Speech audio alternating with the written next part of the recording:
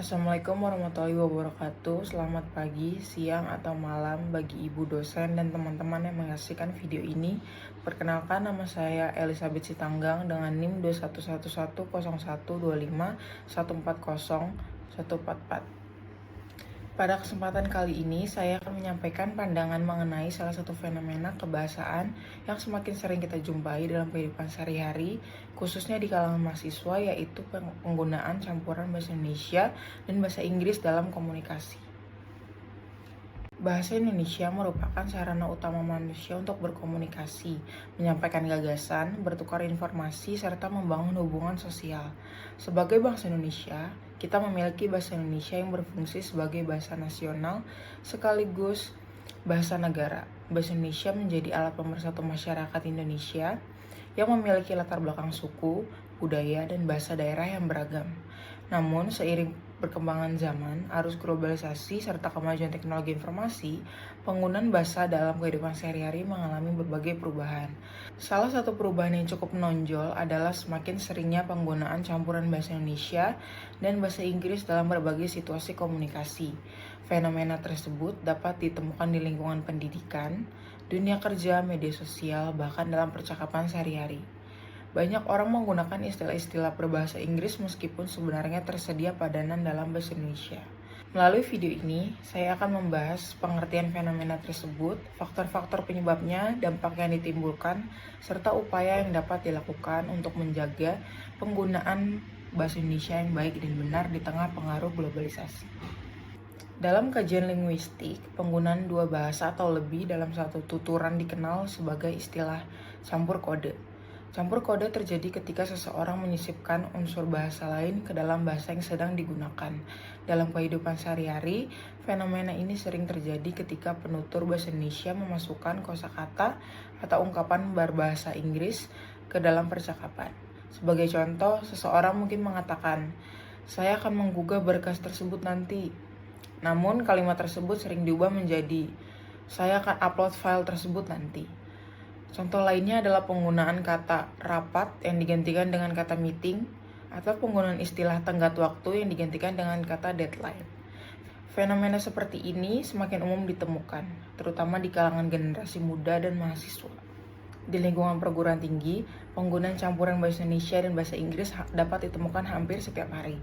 Ketika berdiskusi mengenai tugas kelompok, mahasiswa sering menggunakan istilah-istilah seperti presentasi, proyek, jurnal, dan penelitian, atau bahkan istilah yang masih menggunakan bentuk bahasa asing. Sebagai contoh, kita tidak jarang mendengar percakapan seperti, "Kita harus menyelesaikan proyek ini sebelum tenggat waktu. Nanti hasil penelitian tersebut saya kirimkan melalui surat elektronik. Kita perlu melakukan diskusi terlebih dahulu sebelum presentasi." Meskipun beberapa istilah tersebut telah diserap ke dalam bahasa Indonesia, pengaruh bahasa Inggris masih sangat terlihat dalam cara berkomunikasi mahasiswa. Apa saja faktor penyebab penggunaan campuran bahasa? Yang pertama adalah pengaruh globalisasi. Globalisasi merupakan salah satu faktor utama yang mendorong penggunaan bahasa Inggris dalam kehidupan sehari-hari. Saat ini, masyarakat dapat mengakses berbagai informasi dari seluruh dunia melalui internet. Sebagian besar informasi tersebut menggunakan bahasa Inggris sebagai bahasa pengantar. Akibatnya, masyarakat menjadi lebih akrab dengan kosakata dan istilah berbahasa Inggris. Semakin sering seorang berinteraksi dengan informasi berbahasa Inggris, semakin besar pula kemungkinan bahasa tersebut memengaruhi cara berkomunikasinya.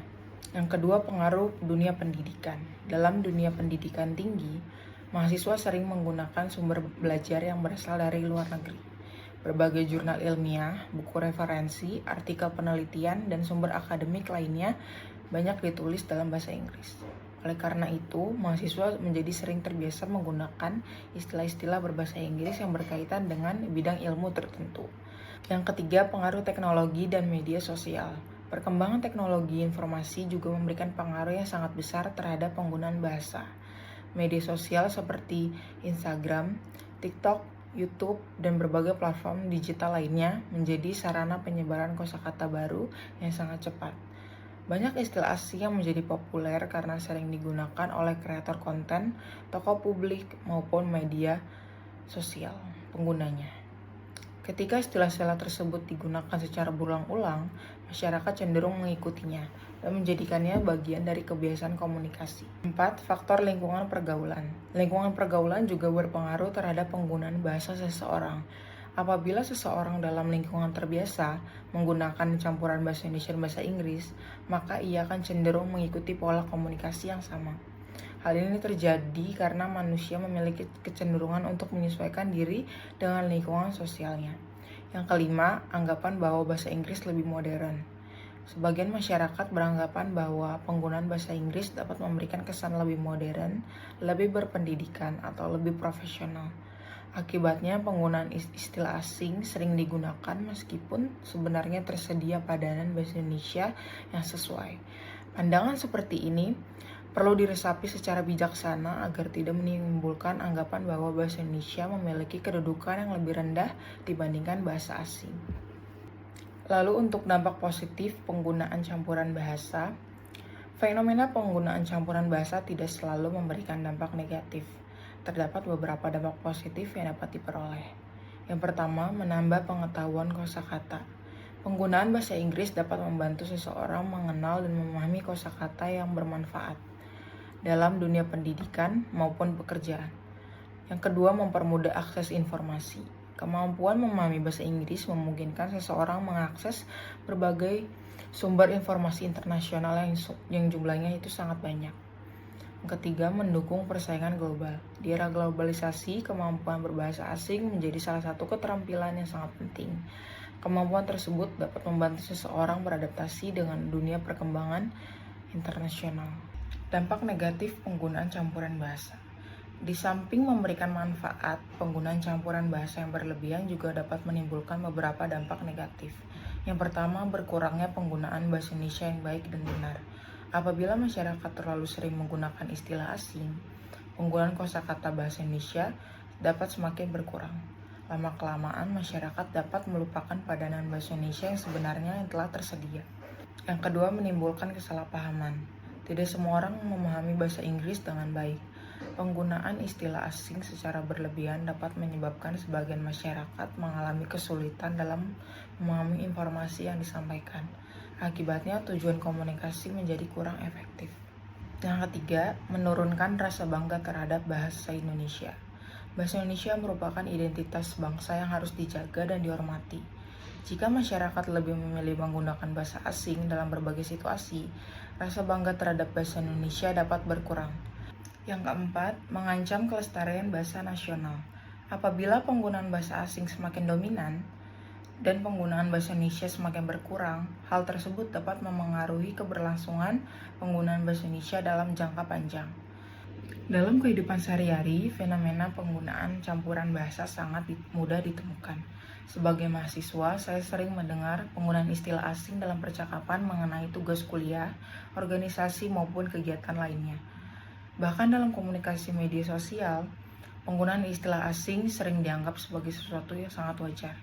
Fenomena ini menunjukkan bahwa pengaruh bahasa Inggris terhadap pola komunikasi masyarakat Indonesia semakin kuat. Meskipun demikian, kita perlu menyadari bahwa penggunaan bahasa harus disesuaikan dengan situasi, tujuan komunikasi, dan lawan bicara yang dihadapi. Menurut pandangan saya, penggunaan bahasa Inggris bukanlah sesuatu yang harus ditolak atau dihindari. Sebagai bahasa internasional, bahasa Inggris memiliki peran penting dalam pendidikan, ilmu pengetahuan, teknologi, dan komunikasi global. Namun demikian, penggunaan bahasa Inggris hendaknya tidak mengurangi penghargaan kita terhadap bahasa Indonesia. Kita dapat menguasai bahasa asing tanpa harus meninggalkan bahasa nasional.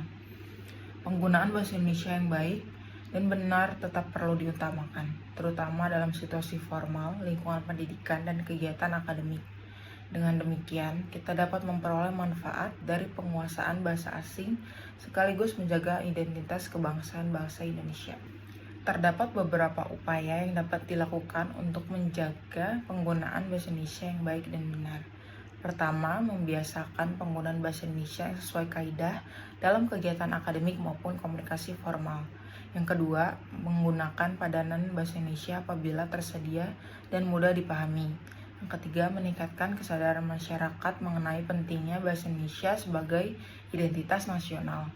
Yang keempat, memanfaatkan media sosial sebagai sarana untuk mempromosikan penggunaan bahasa Indonesia yang baik dan benar.